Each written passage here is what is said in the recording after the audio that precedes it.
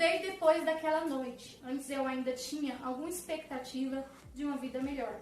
Achava que ninguém podia ser amaldiçoado na infância com pais tão terríveis para depois ter uma adolescência e idade adulta tão terríveis quanto. Até aquele ponto eu achava que talvez a vida de todo mundo tivesse um equilíbrio entre coisas boas e ruins. E a única diferença era que a boa e a má sorte eram dadas a cada pessoa em momentos diferentes. Eu tinha esperança de ter recebido toda a minha má sorte nos primeiros anos de vida e pensava que as coisas só podiam ficar mais fáceis a partir dali. Mas aquela noite mudou minha maneira de pensar.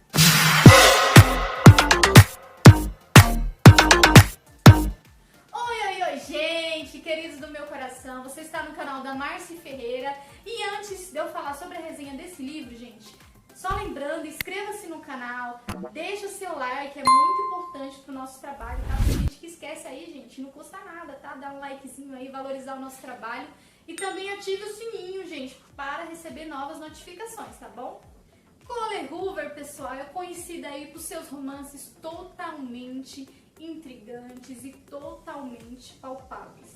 Quando eu digo palpável, gente, é porque, é sério, o livro é muito real, tudo que ela escreve é muito real, é como se você tivesse transportado e entrado no livro e estivesse vivendo aquela cena. Diferente, gente, de É Assim Que Acaba, que é outro livro da autora e que é um dos meus favoritos. Eu falo diferente, gente, porque É Assim Que Acaba ainda está para descobrir se realmente ela está passando aí por um relacionamento abusivo. Aqui não, gente, é totalmente explícito. Esse romance é totalmente destrutivo, já é bem claro no livro. Quando eu falo de abuso, eu não estou falando só de abuso físico, eu estou falando aqui de um abuso psicológico, que são marcas muito mais profundas e que são difíceis de cicatrizar. Vai falar de abuso, vai falar de violência, vai falar de família, vai falar de crime, vai falar de romance, porque ninguém é de ferro, certo? Vai falar de neurose. E esses temas, gente, são temas que paralisam a gente, que realmente são difíceis de ingerir, são temas extremamente desconfortáveis. Esse livro aqui vai ser narrado em primeira pessoa e vai ser narrado pelos 3 personagens e pela perspectiva de cada um. E quando eu falo perspectiva de cada um, gente, é sério. É algo que você não consegue entender como a mente do ser humano é complexa. Vai ser narrada aí pela Sloane, que é a nossa mocinha, que vai sofrer com tudo isso daí. Pelo Eza, que é o vilão, gente, que é sério. Esse cara me deu muita raiva, muito ódio desse cara. Deu vontade de eu entrar no livro e socar a cara dele, de tanta raiva que eu tive dele. E do Carter, né, o salvador da pátria, o que veio salvar a Sloane dessa vida aí miserável.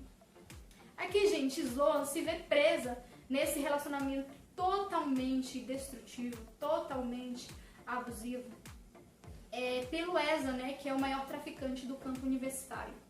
E quando eu digo, gente, que ela se vê presa nesse relacionamento, é porque ele de alguma forma aí acha que ele tirou ela de uma vida miserável, porque ele sustenta ela, sustenta o irmão, que é a única família dela, paga todos os custeios, todo o tratamento de saúde que ele precisa, coisa que Sloane jamais seria capaz de pagar. Sloane vai até o inferno, se preciso for, para salvar a vida do irmão. E quando eu digo inferno, gente, é porque a vida dela era um inferno. Ela vai tentar se convencer aí de que Eza é o melhor que a vida tem para oferecer para ela. De que ele ama ela de uma forma diferente, de uma forma estranha, de uma forma doentia, mas que ama. E ele literalmente foi o primeiro cara dela. Quando eu falo isso, eu falo que ele foi o primeiro que ela beijou, foi o que ela se relacionou intimamente. Então ela não tem nenhum modelo de relacionamento para comparar se é bom ou se é ruim. Ela sabe que de fato é ruim esse relacionamento, mas é o que a vida ofereceu para ela. E aí é nessa hora, caro leitor, que você começa a julgar as atitudes de Sloane e começa a pensar, será mesmo que ela não tinha outra alternativa?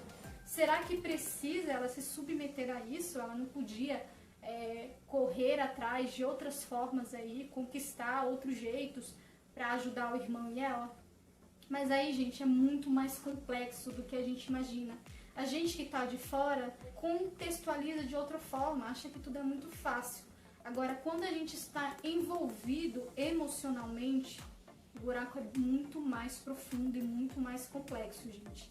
Então vale a reflexão aí pra gente pensar. Luan vive nesse relacionamento totalmente destrutivo, totalmente abusivo, e ela literalmente vai até o inferno, gente, porque ele faz da vida dela um inferno.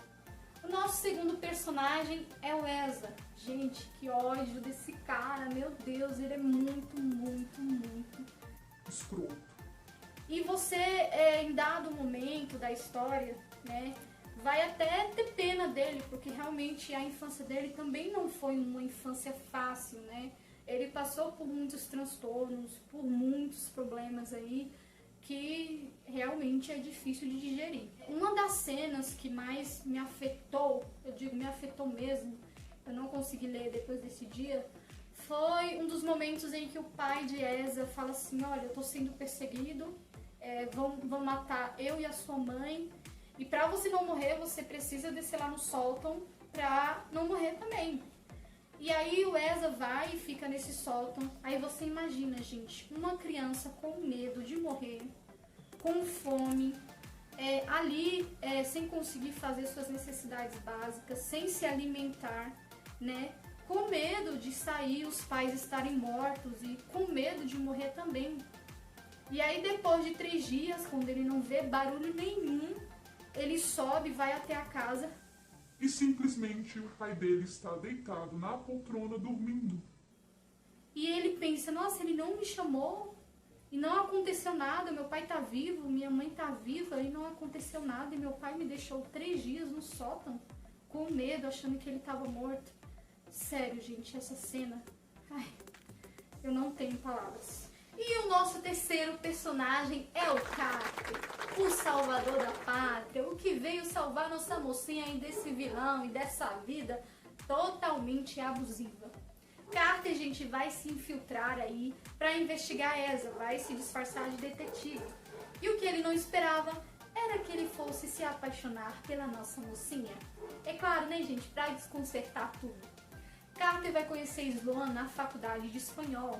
E a conversa deles é totalmente descontraída. Eles vão aí ficar flertando, né? Vai ser um cara que Sloan vai achar muito legal e muito diferente de tudo que ela já viu. O que Sloan não esperava era que Carter fosse aparecer na casa dela. E aí é a hora que ela pensa, nossa, ele também é um traficante. Eu tô trocando 6 por meia dúzia, né, gente? Então não dá, né? Realmente eu tenho dedo podre para homens. E aí, gente, eles vão se envolver emocionalmente, né? Vão acabar aí se apaixonando. E aí é que se dana tudo. A Sloan vai se meter numa sinuca de bico, porque como que ela vai conseguir sair dessa vida aí? Porque é claro, né, gente? Elsa não vai deixar barata essa situação.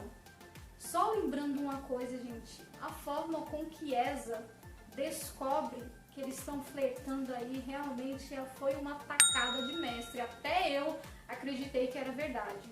Quando eu descobri que não era, eu falei, nossa, realmente, ele foi muito inteligente, muito esperto aqui. Tarde demais, gente, não era para ser um livro da autora.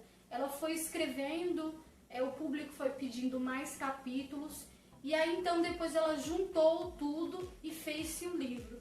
E é nessa hora que você pensa, se não era para ser um livro, e ela fez um livro tão bom, com uma escrita tão maravilhosa dessa, aí você imagina, né? Imagine quando ela estiver inspirada. Eu achei que a autora não se aprofundou tanto nesse assunto. Achei que foi proposital, sim. Ela fez isso para gerar um desconforto no leitor na hora da leitura, e isso a torna maravilhosa e brilhante também, né, gente? Eu super indico, tá? Se você quer ler um livro aí que te tire da zona de conforto. Eu só não vou te indicar se realmente você é sensível com relação a esses assuntos, porque esse livro traz alguns gatilhos, tá? Ou se você já passou por isso. Mas eu acredito sim que é muito importante a reflexão. Se você não é sensível a esse tema, eu super indico esse livro aí para leitura, tá, gente? Ele é um dos meus favoritos depois de É Assim Que Acaba, da autora. Então é isso, pessoal. Espero que vocês tenham gostado da resenha de hoje. Só lembrando que eu vou deixar o link aqui embaixo, tá? Pra vocês comprarem e ajudar a coleguinha aí a pagar os boletos, né? Compartilhe com seus amigos, tá? Esse vídeo, se você gostou. Ajuda aí, inscreve-se no canal, deixa o seu like, tá? Ative os sininhos para receber novas notificações. Eu vou deixar também aqui as minhas redes sociais, tá? Se você quiser me seguir aí, tá bom? E foi isso, gente. Beijo, fica com Deus e até a próxima. Eu tô trocando um por meia dúzia, né? Porque um é traficante e o outro também é. Então... Eu tô trocando um por meia dúzia, 6 por meia dúzia.